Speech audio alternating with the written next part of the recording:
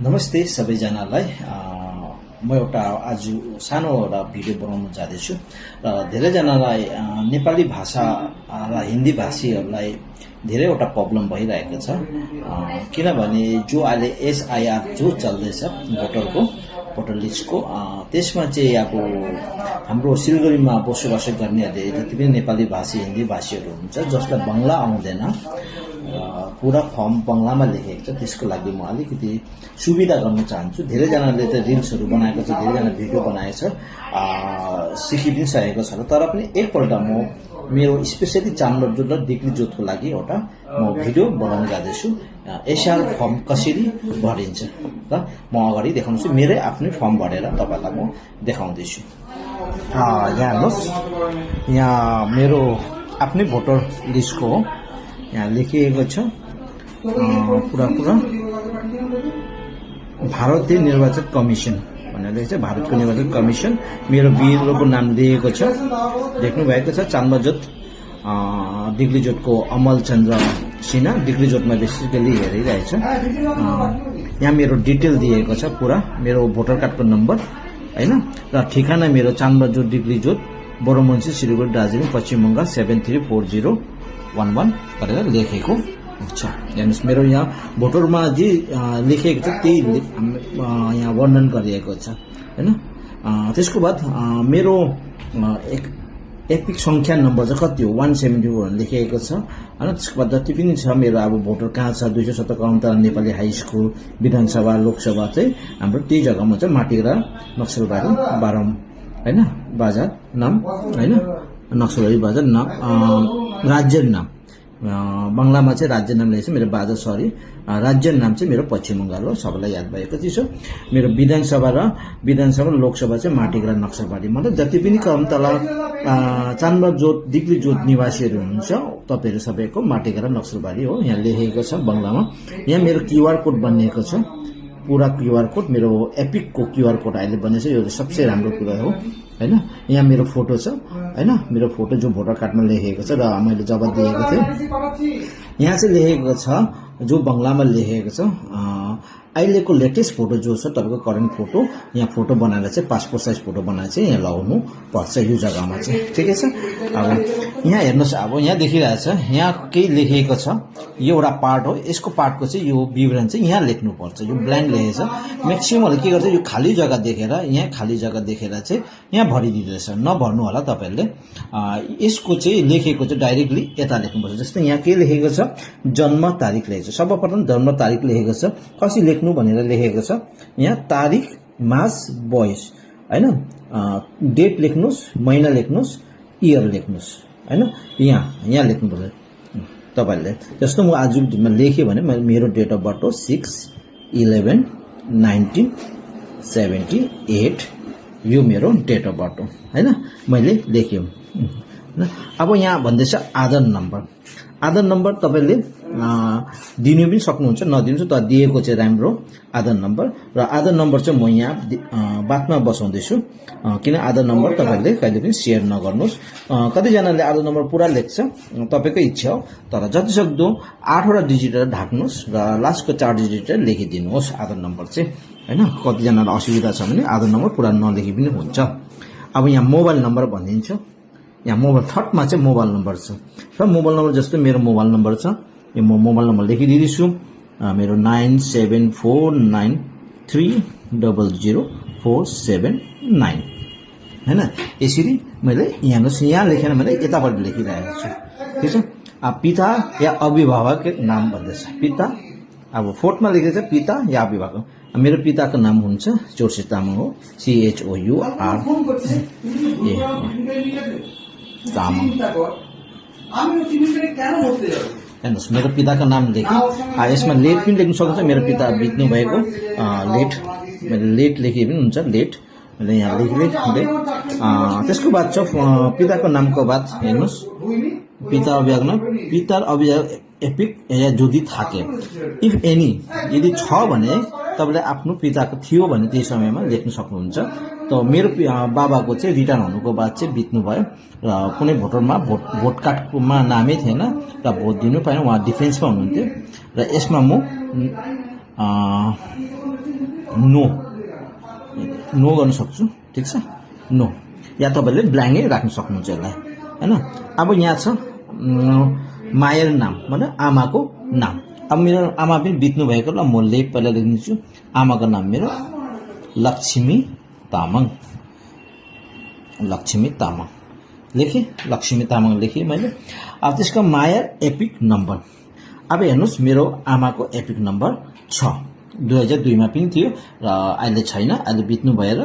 त्यही 2003 मा यहाँ हेर्नुस् अब मैले आमाको नाम मेरो लेट लक्ष्मी तामाङ बित्नु भएको र यहाँ लेखेको छ फेरि त्यसको तल आमाको नामकै तल लेखेको छ मायर एपिक नम्बर जति थाके मतलब यदि छ भने कस आमाको भोटर कार्ड छ भने उहाँको मैले भोटर लिस्टमा 2000 को भोटर लिस्टमा मेरो आमाको नाम हुनुहुन्थ्यो र उहाँको भोटर कार्डको नम्बर मैले लेखिदिएँ WB/04025/0165 भनेर लेखिदिएँ मैले हैन अब यहाँ चाहिँ के छ भने अब हेर्नुस् यहाँ चाहिँ अब तलपट्टि लेखेको छ स्वामी अब यहाँ लेखेको छ स्वामी स्त्री नाम जोडी थाके यु आर म्यारिड यदि तपाई विवाहित हुनुहुन्छ भने तपाई स्त्री हो भने स्वामीको नाम लेख्नुपर्छ तपाईको हस्बेन्डको नाम यदि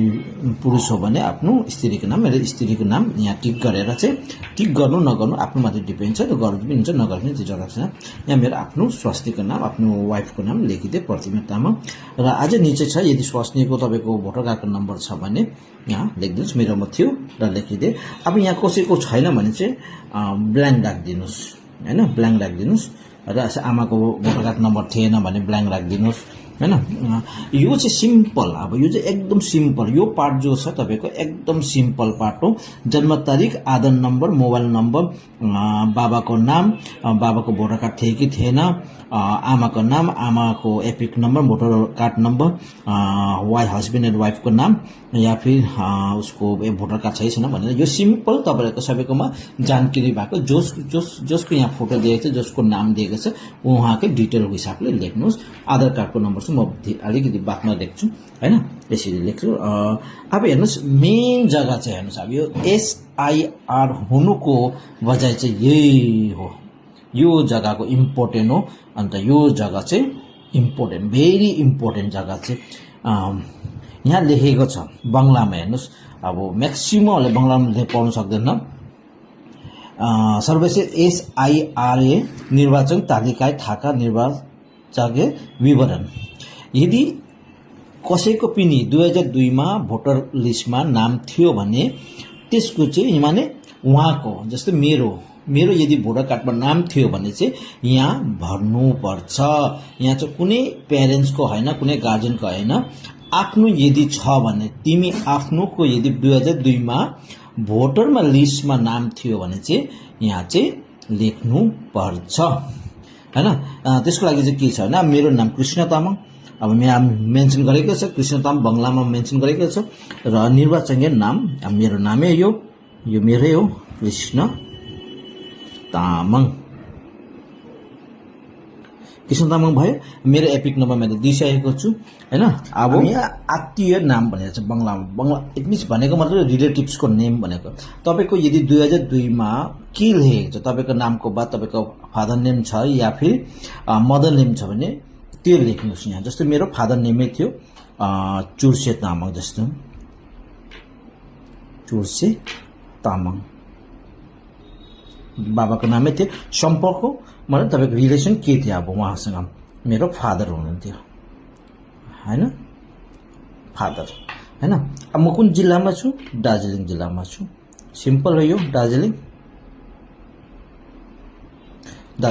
अब राज्यको नाम सबलाई याद भएको राज्यको नाम वेस्ट बेंगल